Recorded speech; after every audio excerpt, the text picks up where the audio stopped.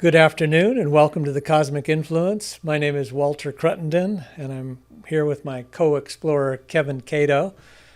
And we work with the Binary Research Institute, as most of you know, and we explore the possibility that our sun might be part of a binary system which causes a rise and fall of the ages over very long periods of time. And if true, then we want to give some credence to what the ancient cultures might have known. And that's why we're interested in all sorts of ancient phenomena. And one of the most interesting ancient phenomena is this whole megalithic culture that was built sometime in prehistory. And today we have an expert in that area. So do you want to introduce Hugh, Kevin? Sure. I think we have a little bit on your background, so just shut your ears while we give a proper introduction of you here. All right. So our guest today is Hugh Newman, an explorer, megalithomaniac, and co-author with Jim Vieira of Giants on Record, as well as the author of Earth Grids and Stone Circles. And that's so the Giants on Record is your latest book, right, Hugh? No, the latest one is the Giants of Stonehenge in Ancient Britain. That's Okay. this one. This has literally just come out like a couple of few weeks ago. Terrific. Giants on Record actually came out a few years ago. Yeah, actually, this is another one. There's one called Geomancy as well, which is I've done that. It's like a co-author with a bunch of other people, produced by Wooden Books. I think you know the Wooden Books. Oh, yeah. I remember your first little wooden book there. Yeah, the Earth Grids one. Yeah. So yeah, I've been a bit busy. I've been working away, during lockdown, getting things complete. So that's nice. Fantastic. Good. Well, Hugh knows more about megalithic sites than I even knew number of sites existed.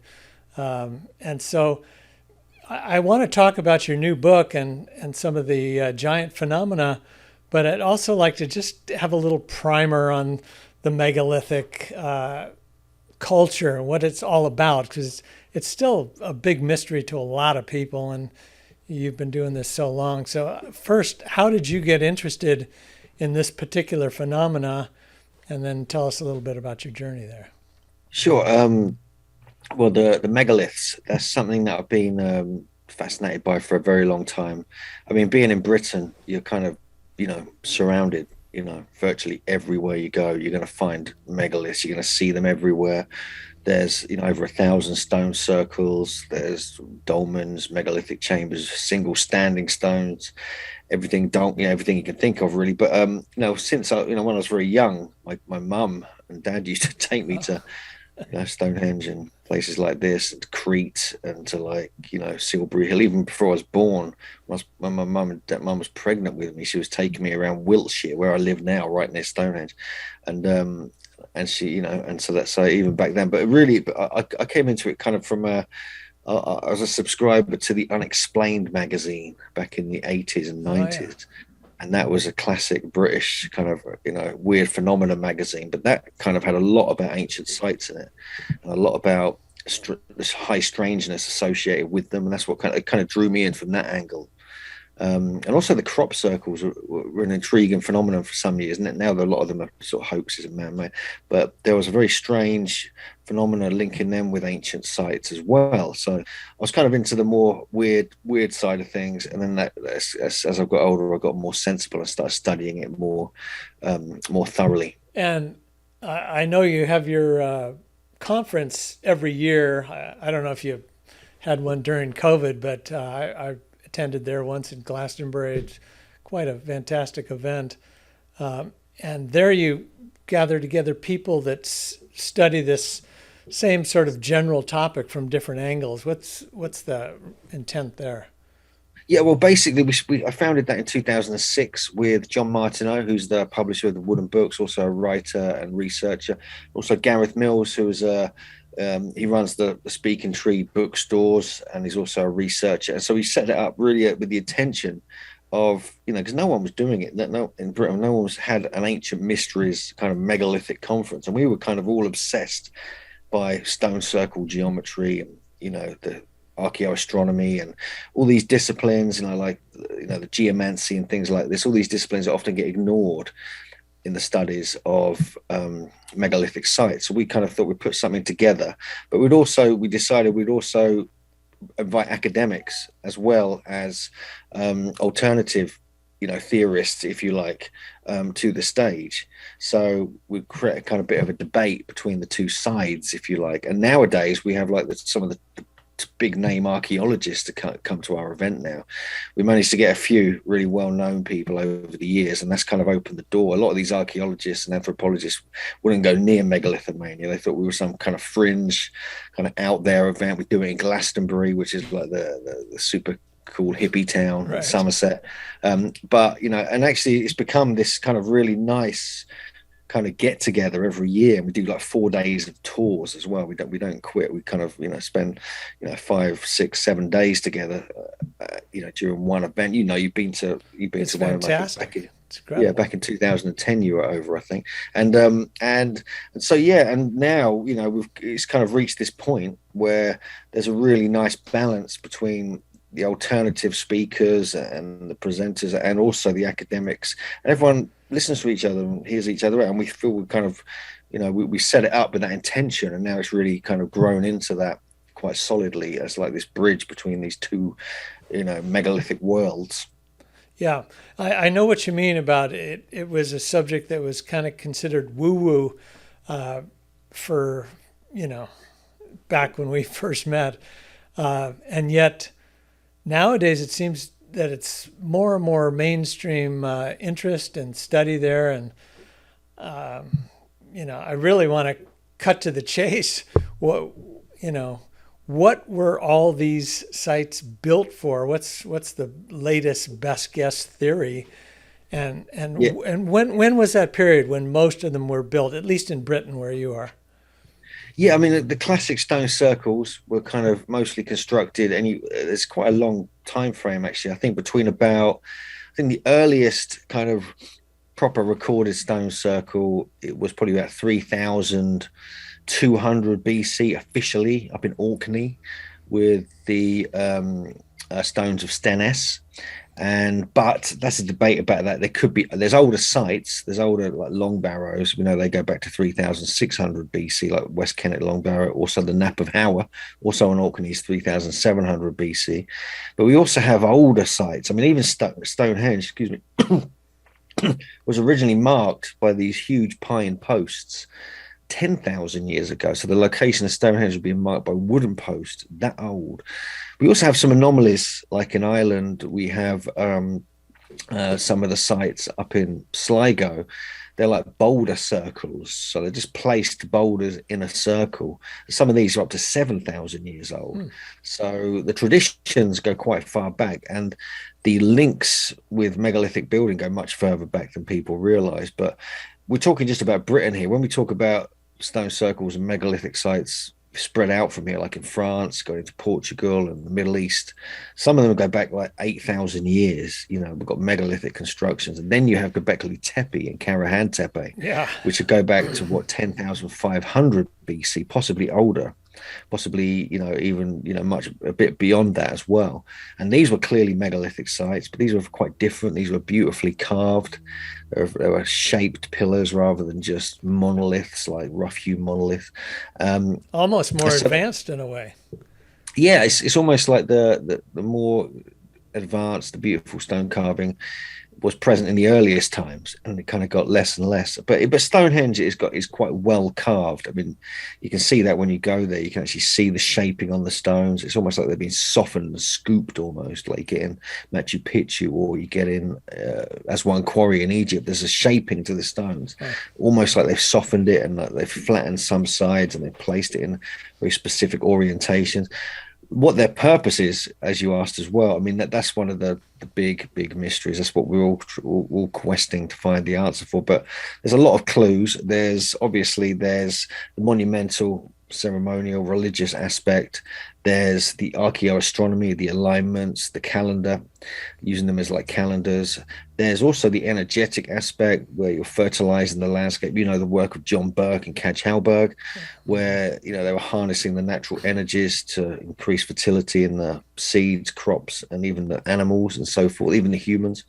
There's also, you know, other ideas that they were kind of used for acoustic purposes. They were like kind of very much designed around the human voice. And you kind of, if you build up enough sound levels there with drums and the human voice, you actually go into like trance states and things like this.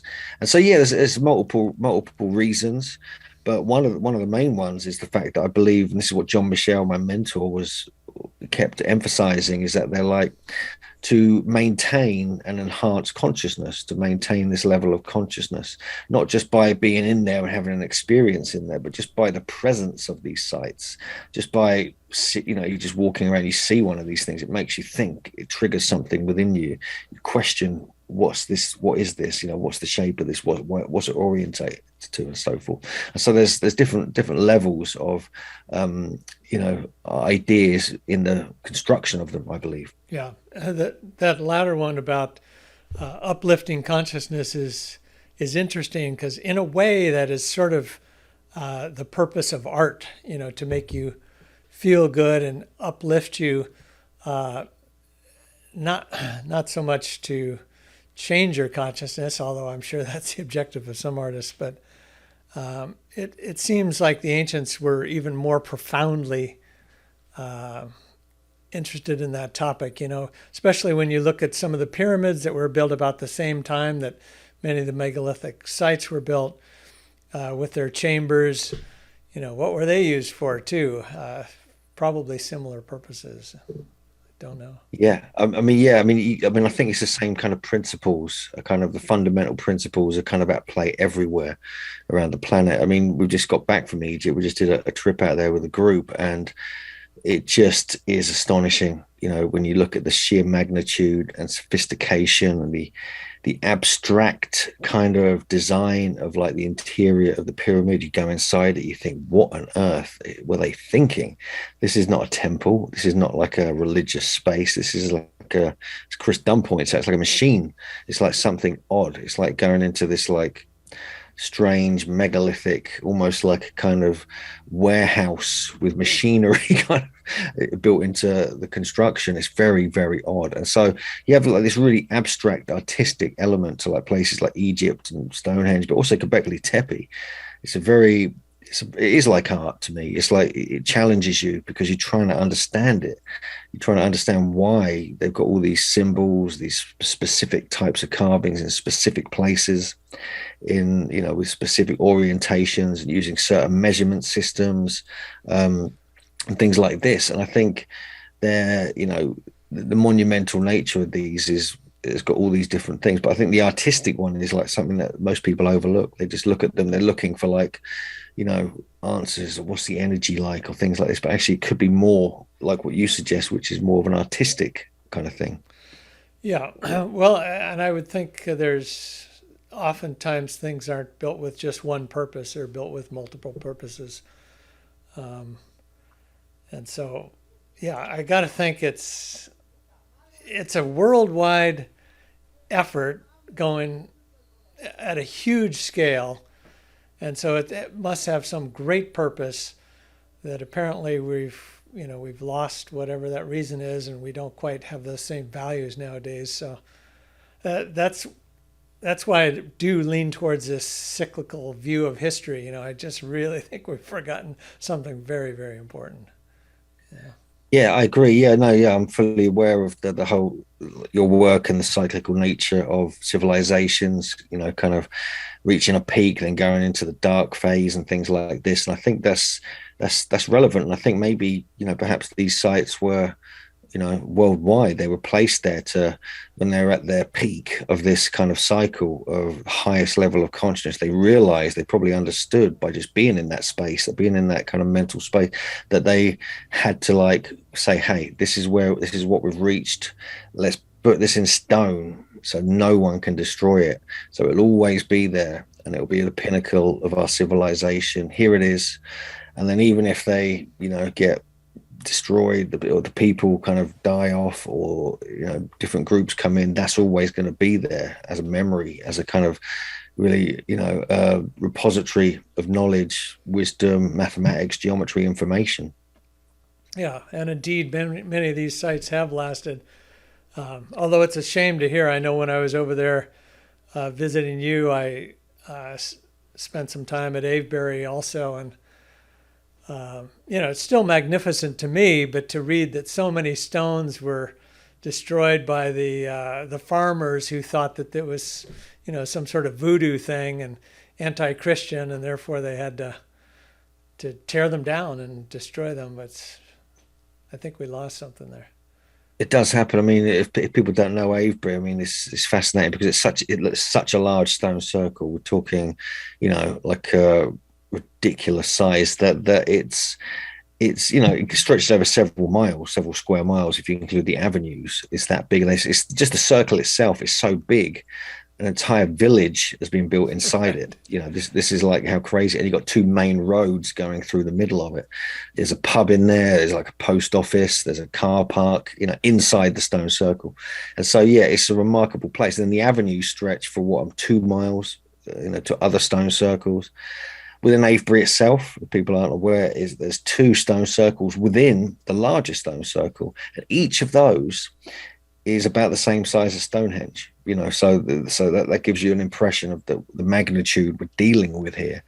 But I think, it's not just about scale, it's about like kind of marking the landscape, almost like tattooing the landscape, sort of like as a permanent kind of feature, which is, I think, is part of the geomantic thing. It's part of Feng, it's part of like a traditional Western version of Feng Shui, that they're working with the energies, they're working with the cosmic energies, they're aligning things, to the poles and things like this, and to kind of create a very sacred space, like a liminal space, which may have only been used for very important occasions and things like this. So, I mean, even the avenues at Avebury, for instance, they've worked out that, by digging down and seeing how much the Earth's been compacted and so forth, that they weren't walking in, these ceremonies or processions or whatever they were there were not inside the avenues, this parallel row of stones. They were outside. People were walking outside it. So they were always kind of on the outside, kind of not necessarily, there might have been a very few people, like a priestly elite or something like this, who were on the interior. But so that intrigued me, because that what's going on there? It's almost, could provide another purpose for what they were doing. Yeah, I don't know. So, in addition to the sites, that have been left for us to try to figure out, there's a myth and folklore that have also been left and passed down over the years, and some of the myth, relates to giants, as you've noticed and pointed out and written about, and I'm wondering, what's that all about? I guess, the mainstream is still very skeptical of much reality there, and yet there is an increasing amount of evidence when you really dig. So tell us what's going on. Yeah, I mean, that's the theme of this book. I mean, we kind of did, this book here, the new one, Giants of Stonehenge and Ancient Britain. This is more.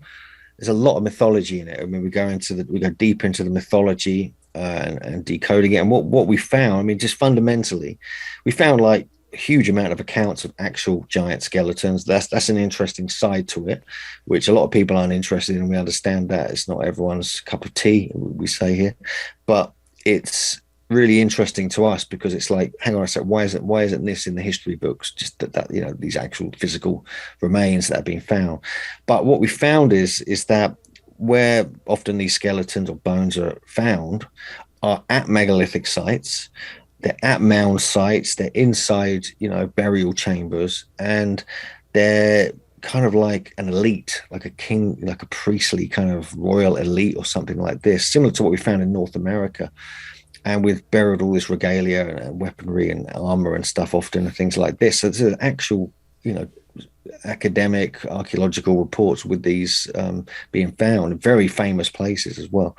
But there's a mythological side of it, which is often linked with the sites these are found at, and other places where, a majority of sites in Britain, I think a majority actually, is they're said to have been built by giants. This is the traditions. These are the folklore. This is like the kind of, the parochial stories that go round and round in local communities, but also on a much wider scale, to the extent that the founding of Britain, the genesis of Britain, the kind of first ever kind of rulers of Britain, were always linked with giants. They were either giants themselves, like Bran, Bran the Blessed, or Albion, for instance, or they were arriving here and battling patriot giants who were already here, like when Brutus the Trojan and Quirinius came over to try and defeat Gog and Magog and his tribe of giants down in the southwest parts of Cornwall and Devon, even to the point where we have in London at the Guildhall, which is like this famous library with maps and old text and documents and things like this, they have two effigies which have now become Gog and Magog, not just Gog Magog, but Gog and Magog, and they're two giants, and they're the protectors of the mysteries in London in the Guildhall, and they're paraded around London every Lord Mayor's show in every November, and pronounced as the protectors of Britain and the protectors of the mysteries and things like this. So these pageants have been going on, these parades with these giants as the protectors and founders of Britain have been going on for hundreds of years. Even there's one near Stonehenge, which has been going on since the 1400s, where they've been parading a 24-foot giant around Salisbury, the nearest town to Stonehenge, which is really odd because the first ever recorded name of Stonehenge is called the Giant's Dance. Now, this goes back to the Welsh texts, also the history of the kings of Britain, written by Geoffrey of Monmouth in the 1100s, from the Chorea Gigantum, which means the Giant's Dance. And also, there are traditions of other tribes of giants building Stonehenge and things like this, who were often based in Somerset, and they would come east to kind of build such things. And so it's very odd where you keep finding all these odd connections with giants. So we kind of decided to go into it, not just looking for bones and skeletons and trying to prove giants existed. That's not really our intention. What we're really interested in is trying to understand why this mythology and these legends and these local kind of stories are so prevalent everywhere and have been for so long.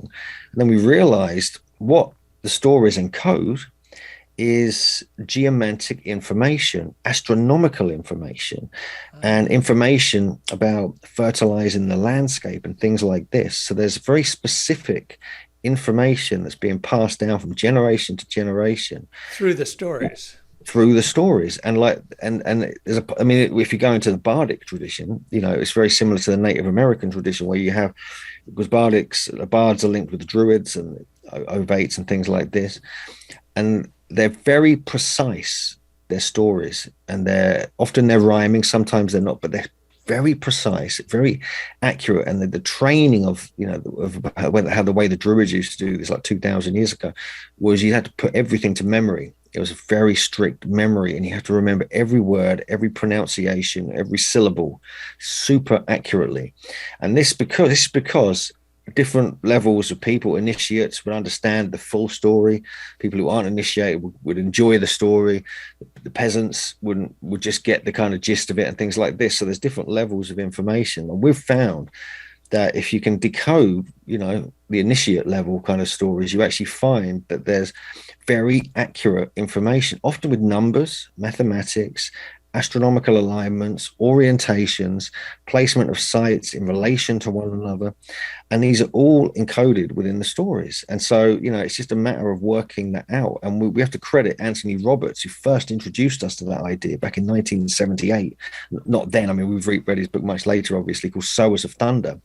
And he kind of realized there was a geomantic connection with these giant stories. And he published a book back then. And we kind of took that on board, and we were kind of very inspired by him. He was actually a Glastonbury-based English person, contemporary with John Michel. We didn't know about him till relatively recently.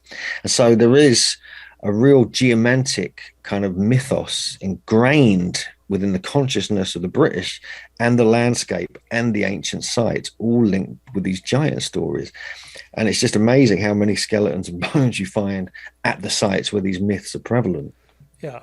So I guess to most people and skeptics out there, it's the skeletons and bones that, they want to see to really sort of buy into this. And what do we have there? Because I assume it's not much, because things get passed around and destroyed. Yeah, we do. I mean, in the book, we've uncovered, I think, about 250 accounts of giant bones, skeletons, and things like this, and burials. More if you add up. Some of the accounts have like 10 skeletons are found and things like this, but many of them are, I mean, there are a couple on display. There's one up in Thirsk Museum in Yorkshire. There's an over 7-foot skeleton. There was one on display in London. There was even a thigh bone, a kind of a super large thigh bone on display at a place like the Guildhall, where we have Gog and Magog, for instance, and things like this. We have numerous we cover it all in the book, but there was graves that were dug up. They found these giant bones in. These are recorded by academics. These are recorded by doctors and surgeons and members of parliament and things like this. We have this brilliant account from Stonehenge, just down the road from Stonehenge in Salisbury, where in 1508, Sir Thomas Eliot, who was a well-known author, writer, scholar, he was a member of Parliament for Cambridge, respected voice at the time, obviously, and him and his father, they discovered this 14-foot, 10-inch skeleton with this strange book with strange text on the cover. It was crumbled to dust, and also this great tin and lead, kind of probably like 5 feet wide, sort of circular kind of tabletop lid with the same kind of inscriptions on it. That's completely disappeared. But these were, and this was also witnessed by John Leland, who was a well-known author and writer at the time, William Camden, who wrote Britannica and Britannia, and also Thomas Eliot. We must remember he kind of wrote the first dictionary. If you think about that, and so you've got like these kind of things, very these credible kind of people. Involved in these discoveries, and clearly I'm just writing it in all their books and in their papers, and like, yep, this is what we found, this is it.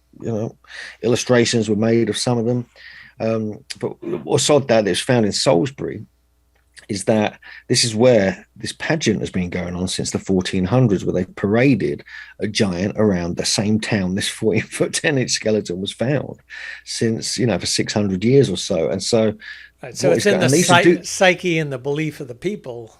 Yeah, it's just odd, and there's all these connections, and then we found. I mean, there's and also we found a 9-foot 4-inch skeleton also found in the same area. That was reported in 1719. 2 different reports we found of that. Obviously, we haven't found the skeleton or anything. And many more across the whole country. There's even a 10-foot skeleton said to be found in Maze How in Orkney, very famous megalithic chamber. That was reported on, documented in a well-known kind of archaeological report and things like this at the time. And so, yeah, it's very odd. I mean, and it's almost like it's almost like it's got a supernatural element where people actually do appear to find these things, and then they just mysteriously disappear into the ether and are forgotten about, or a spell is placed over it so no one remembers, or something like that. It's really strange, the whole kind of study of what we call giantology, with tongue firmly in cheek, because it's kind of, it has this kind of supernatural element which we find it hard to kind of, it's almost like the fairy realm where you can't quite grasp it. It's always just out of reach. It's just, like this, it's got this elemental force behind it, which is, keeps it out of the populace. But if you go back in time, to the 1600s and before that, giants were a thing. It was in everyone's consciousness. We have the stories of Jack the Giant Killer. We have, Blunderbore the Giant. We have Tom Hickathrift in East Anglia. We have Gog and Magog down in the south coast. All over the world, you have the biblical traditions. You have the North American giants. It's crazy over there. I mean, Christ. I mean, we've got thousands of accounts and stories and things like that. So what's going on? And when you start looking into the extremely ancient record, suddenly people like, discoveries like the Denisovans and Homo heidelbergensis in Right. South Africa and Europe. Many of these are over 7 feet tall, up to 9 feet tall in some cases. And these were human beings, these were humanoids, hominids on Earth hundreds of thousands of years ago. So it's not like we're trying to, push our point across and trying to prove giants existed in Britain. We're just, our we come in it from a megalithic and a geomantic perspective. That's our primary kind of angle. And we're just fascinated that we're finding so many accounts at the same time, of these actual bones and skeletons, which seem to kind of, like I say, have this kind of strange reality that is really hard to grasp. Yeah. I guess society just goes through periods of time, Same thing, UFOs when I was a kid. You could hardly mention them without somebody saying you're crazy. You just couldn't talk about them. And nowadays it's like the government's saying, sure, they've been around a long time. you know, so things go in and out of phase. I don't know why that is, but I'm glad you're doing some real work to document the stories and put them in one place so people can compare and then also to document as much physical evidence as there might be. Yeah. I mean, it's this. I'll give you. Let me just give you. I just want to give you a couple of examples which fascinate me, which are great. They're really kind of fun as well. I mean, if we go to St Michael's Mount down in the very southwest tip of Cornwall, it's a famous kind of mount in the sea. It's got like a chapel church built on top of it. It's got these stories that go way back thousands of years. They talk about this forest that used to be surrounded by legend, the lost land of Lyonesse, where it's like an Atlantean legend where it got engulfed by the sea. Oh yeah, And then they found proof. They've now found proof of these lost islands, and they found proof of this forest. Everyone thought they were just myths and legends, and now it's quite close to the mainland.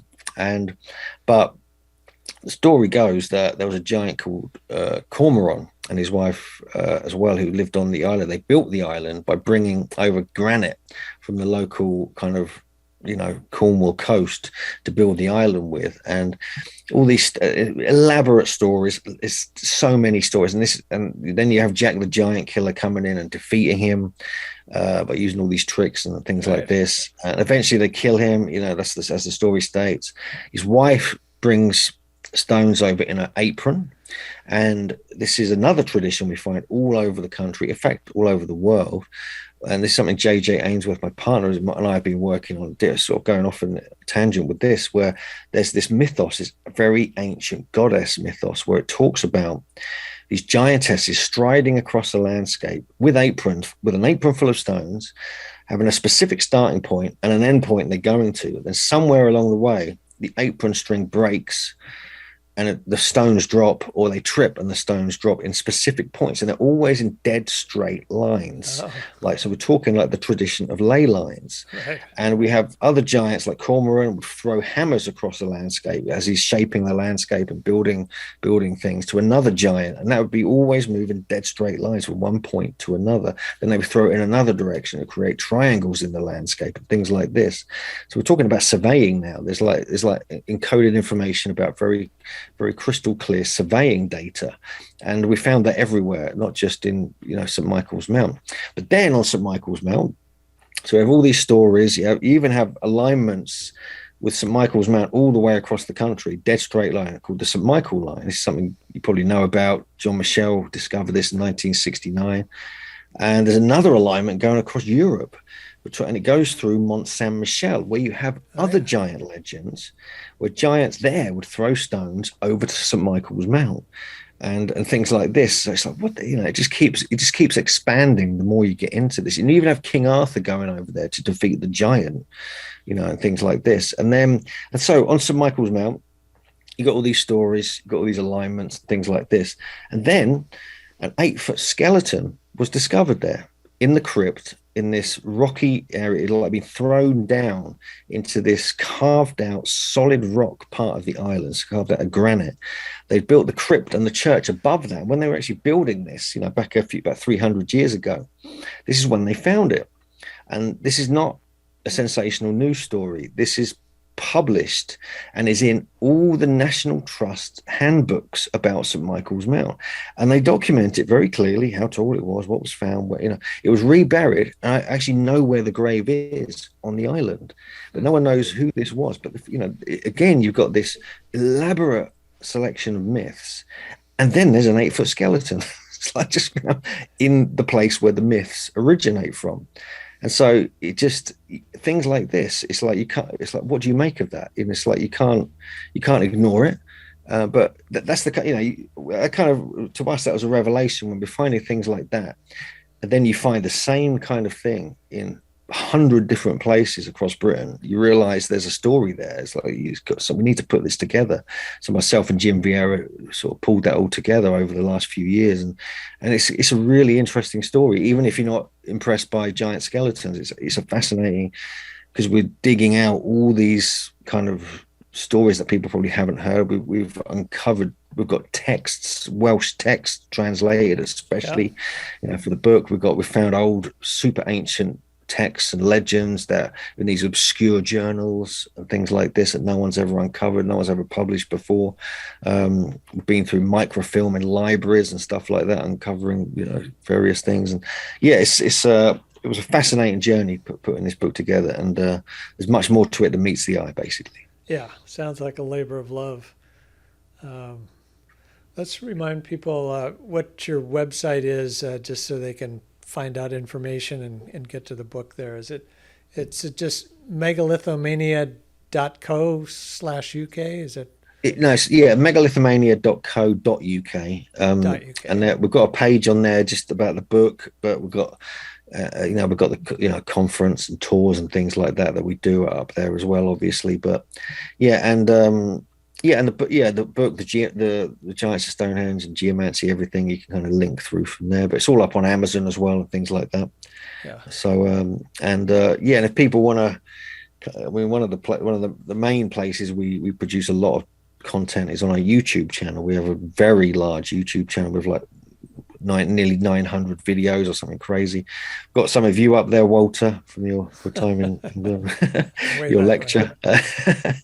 So people can check that out. It's just Megalithomania UK YouTube channel, so people can go there. So there's a lot more to say, but there's I think people have got to kind of consider that there's different sides to the megaliths. There's like many different elements to when you start looking into this. So looking into the myth was a real revelation, especially because it's my home country as well.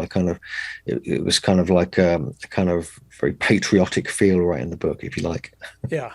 No, I'm glad you do the work you do. It's very, very important. You touched briefly on some of the older megaliths, like Göbekli Tepe, and so moving out of Britain for a moment here. When I was growing up, they basically taught you that nothing was older than Egypt, and if it was very sparse or very primitive, and that's it. And of course, then you find a site like that, now multiple sites like that are 2 to 3 times older than Egypt is. So I assume you've been to Göbekli Tepe, or? Göbekli Tepe. I've been there. That is. I went there, I think, first in 2013 when I was fortunate enough to run a little group tour there with Graham Hancock and Andrew Collins. So we had a lovely time all going there for the first time together, kind of thing. And that was a revelation, for sure. Seeing that in person, we met Klaus Schmidt as well, which was very interesting. He's unfortunately passed away now. And Göbekli Tepe is, if people don't know about it, it's down in, I'm sure they do, but it's down in southeast Turkey near Sanliurfa. It's 10,600 BC at least. They think now that's the kind of dating 9,600 BC at least. And that's the dating they're definitely confirming. Klaus Schmidt believed it could go up to 14,000 years old. He admitted that before he died. And there's many more enclosures that have not been discovered, but it's what else has been discovered in that area. I mean, we've been visiting an unexcavated site called Karahan Tepe, again, since about 2014 or so. And we actually know the family there. We're going to be going back there soon, myself and JJ, just to kind of, because they've now excavated that.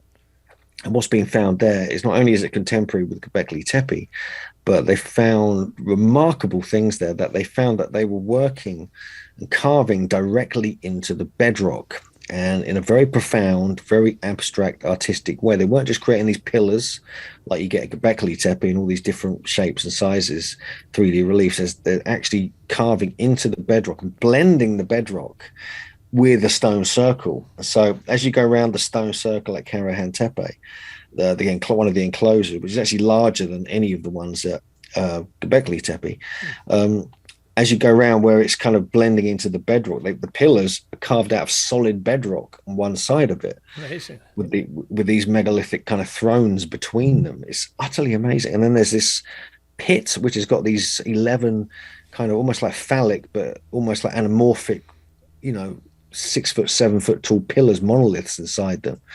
And we didn't see any of that. I've visited there like 3 times in the past, and never seen any of that because it's been covered up. And it's only recently been excavated. But we saw T pillars sticking out of the ground when we were going there over the years. We've seen this huge 18-foot tall unfinished monolith down on the west side of the site. We've been visiting that as well. And we've had tea and lunch with the family on the farm many times. We've also discovered a whole bunch of caves that even the archaeologists aren't even excavating, which have got perfectly carved out. This is on the other side. This is like about a mile away, but in the same kind of complex in the Tek Mountains, which is like southeast of San Liafa, southeast of Göbekli Tepe. Huh. Yeah, it just boggles the mind. I guess Göbekli Tepe is through what do they call it? Sound radar of the ground. They know that there's many more sites that are still unexcavated. I think that's right. Yeah, 200 pillars. Last I heard. Yeah, that's right. Yeah, at Karahan Tepe there are known to be 250 pillars, and much of it hasn't been excavated yet. They're continuing excavation early January onwards, I think. And we're going to go and visit there hopefully before that, so we can actually get into the site hopefully and sort of check it out. But quite a lot has been excavated. Graham Hancock's been there. He went there a year ago when they were starting to uncover it. But there's a whole bunch of sites there called the Taztepala sites, which means the Stone Hills, and there's 12 sites they're going to be excavating. And there's a number of them. There's a place called Bonkoklutala. There's Sefer Tepe, there's Alanya Hoyak, there's a couple of others. There's Haber Betsuvan as well, which is just south of Karahan Tepe. There's several there which they're starting to realize could be just like Göbekli and Karahan Tepe. And so they've just clocked recently that, well, this is like major. There's a whole civilization there, not just a couple of sites. This is going to rewrite history basically when they realize there's more than 2 or 3 sites there. But actually, our good friend Chuck, who unfortunately passed away, runs the CF Apps YouTube channel, believes there's 30 sites in that whole area, going across quite a huge area, from the area kind of near Konya, which you've got Châtel Hoyak and Sikli Hoyak in that area, all the way past San Liafa, all the way to Mardin and beyond, which is going further east towards Lake Van, where you've got sites like Bonkoklutala and things like that, which they're finding all T-shaped pillars, the beautiful 3D relief carvings. And some of the dating could be older than Göbekli Tepe. And so, this is like biblical, in more than one sense. This is like the stories of the Watchers, the Anunnaki, the Nephilim, the giants, if you like. And the fact is, this is the traditional area, according to Armenian legend, of the Garden of Eden. And this is something that Andrew Collins has been writing about for many years. And he's actually doing a follow-up to his book From the Ashes of Angels, which was published in 1996, about this, because he predicted this was all going to be found there back in 1996. And that's when they discovered the first stone. The year they discovered the first stone at Göbekli Tepe, I think. So this is remarkable what could be coming out of there. And it's certainly very exciting times. I know that much of Göbekli Tepe was purposely buried and shock took me through the geology there, how they can tell that by the stratification of the soils, etc. Uh, are the sister sites, are they also buried on purpose? Do we know that yet or not? I think so. Yeah. I mean, according to the archaeologist, yeah, he says that yes, Karahan Tepe was deliberately buried, but it's not. Whoever whenever they buried it a long time ago, probably they didn't bury it very well, and much of it is damaged. It's in a pretty rough state, to be honest with you, compared to Göbekli Tepe, where it's almost like that was like fully renovated and repaired, then very carefully buried. It's quite a different feel and look if you look at them both. So Göbekli Tepe is almost pristine. There's certain parts of Karahan Tepe which have been maintained in very good condition, but a lot of the stones have been knocked around, broken. There's weathering on them and things like that. There's some at Göbekli Tepe that look like they're brand new, but until we go there and take a look ourselves, we can't really comment too much, but they're going to be uncovering more. That's the thing. I mean, and some of the artifacts which are now on display at San Lerfa Museum are astonishing. Some of them are in very good condition. And so there's just, we have to admit there's a civilization here which goes back to 10,000 to 12,000 years ago. And it was a very advanced stoneworking civilization. And this is where agriculture began. But it's almost like this was built and then agriculture kicked off. These sites were being built. It's almost like whoever these people were, they came in, triggered the whole thing. Yeah, it goes against history theory because supposedly you cannot organize large workforces to do big projects like this unless you have reliable sources of food and shelter and all that sort of thing. So, yeah, it just boggles with our history theories. I'm wondering, you're very familiar with the mythology in Britain and how that relates to the stones. Do they have a rich mythology also in Turkey? Has anybody done any work there to try to tie some of the local stories and legends to the actual stone sites?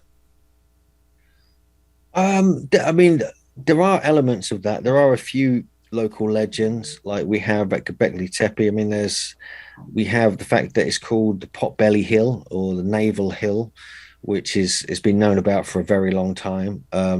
And that's thought to be, this tradition of finding the center, this kind of very ancient tradition, it appears, which we find in different parts of the world, especially as some of the statues have these sort of fingers going towards the belly button, the navel, which like we find at Easter Island, we find at Tiwanaku and things like that, obviously much later cultures.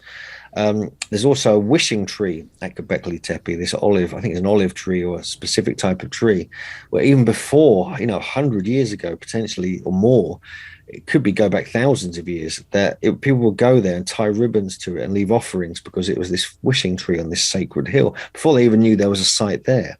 And so you got this kind of thing, like a memory of this. But when you start looking into the biblical traditions, it all kind of resonates. There's something going on there. So you're looking at, very famous folklore, if you like, from the Old Testament, the Book of Enoch, the Book of Giants, things like this, that kind of reference this kind of area. And so, yeah, there could be something in that, if people need to look. But I'm sure there's more local legends. I think they're just starting to emerge. There's not much there, because if they were, they'd be so old they probably wouldn't be remembered that well. But I think it's a case of, like, when we go there, we're going to try and talk to some locals. We're going to have a chat with the farmers who own Karahan Tepe and see what we can find. Yeah, it's too bad we've lost so much. But your point about how some of the myths were recorded very carefully, we find that same tradition in ancient India when before writing they were reciting the Vedas, and people from different villages could get together. They weren't literate as we know about it, yet they could both recite the Vedas word for word. Same thing with some of the Nordic myths. And so, yeah, it seems like mankind was much more interested in keeping the memories of certain ancient things intact, versus in the modern area where you don't have to remember anything because it's all on a disk somewhere. Yeah, Or, that is a problem. People can't even remember how to drive from one location to another without a GPS and things like that. It's quite worrying. And whereas these people were like, walking hundreds of miles just to get water or some plants and things like that, and had to remember their way back across desolate plains or jungles in different parts of the world. So it was a whole different mindset, and there was just obviously much less distraction. We are fully distracted constantly, whereas then they were observing any slight changes in the weather, the kind of atmosphere, the movement of the planets, the stars, the slight changes in even earth energies. They could sense that in their bodies and things like that. It was a very different world, and I think they had time as well. They had time to construct these sites very carefully, very thoughtfully, and very accurately as to how they wanted it. And they could have been a lot of trial and error, which they destroyed possibly. So we don't know for sure, but I think there's a whole kind of side to ancient way of thinking that we perhaps really find it difficult to get our head around. yeah, I'm sure of that. In the Indian text, they talk about these 4 ages in the yugas. Each yuga is, one cycle of the ages. And the Greeks called them the Iron, Bronze, Silver, and Golden Age, but the Indians called them the Kali, Dwapara, Treta, and Satya Yuga. And the period of time in which many of these megalithic sites seem to have been built, at least in Britain, seems to be the Treta Yuga, which is the Silver Age.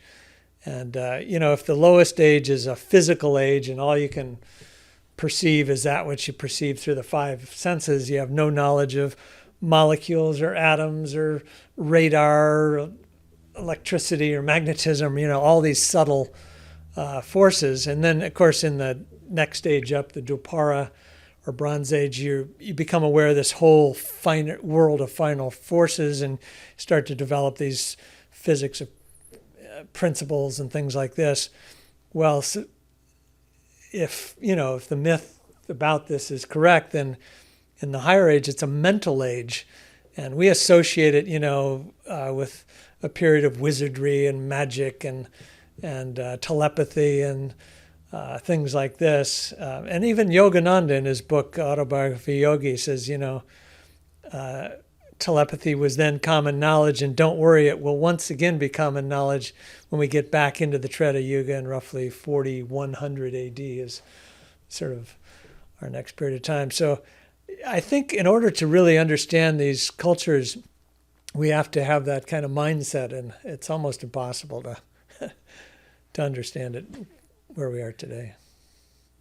Yeah, I agree with you. I mean, people question how old these myths and stories really are. I mean, in Britain, for instance, there's, could they be much, much older, and like, could there be like, going back to, tens of thousands of years? I mean, some people have suggested that. I mean, even the myth of things like Jack and the Giants and things like this, Jack the Giant Killer, they're known to be at least 5,000 years old. There's some data and research done by academics on very specific myths and stories, and it makes I'm fascinated by the what you're talking about, because we also find this idea of like extremely accurate passing down of information, because people are, it's like it has to be trained. It's like part of your kind of childhood is to train into this kind of knowledge base, and like, so you just know it, off by heart kind of thing. And I think that's kind of what we don't have that. I mean, I think our brains are just being overwhelmed by complete nonsense, and it's super frustrating. And so you have to kind of like dedicate yourself to kind of reading and remembering yourself. And anyway, I'm just going off on one a bit, but I know what you mean. Yeah, we think we're at the pinnacle of technology, but maybe we're just relying on it because we've gotten higher and greater things. But anyway, I think we should probably get to the point of wrapping this up. And I just want to thank you, Hugh. It's been a long time since we talked, and you're as cogent as ever on these subjects. And I can hardly wait to dig into your new book. No, cool, definitely. And I've got a question for you, Walter. How did you find Callanish? You went to Callanish up in the Outer Hebrides, didn't you? Yeah, actually, my sidekick Donna did that. She was just there Oh, recently, and we're working on a film that's basically a fictional account of my book, Lost Star Myth and Time. To an archaeologist and astronomer, they fall in love and figure out this mystery.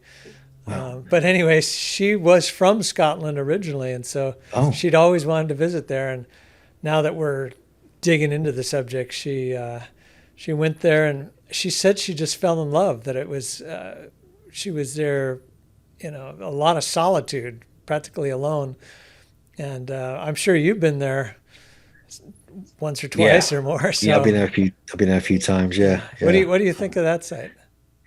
Callanish is remarkable. The Outer Hebrides, the whole kind of Isle of Lewis, all that whole area is fascinating. I was fortunate to be up there in June 2006, when the Sleeping Beauty phenomena was happening, the extreme lunar maximum, I think it was, where the moon doesn't set, it rolls across this landscape, this mountain range. It looks like a reclining female figure, and it rolls between the kind of curves of the female, and then rises again. So it's this remarkable kind of clearly that's what they were doing, building sites there to make these observations.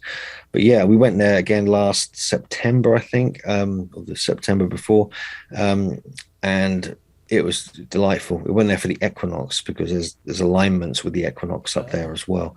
And there's, yeah, that is a special place. It's similar to Orkney in some respects, where you're just in the, out in the ocean, like undisturbed by kind of society. You kind of get away from it all. It's a beautiful place. Good. Well, I have to get there, and if I do, I hope it can be on one of your tours or trips. So that about wraps it up. Thanks so much, Hugh, for coming on the show, and hope to see you at the next Megalithomania. Thanks so much. I appreciate it, guys. Thanks a lot. Okay. All right. So that's it. We like to say at the end, let's bring on the higher ages. So take care. Take care, Hugh.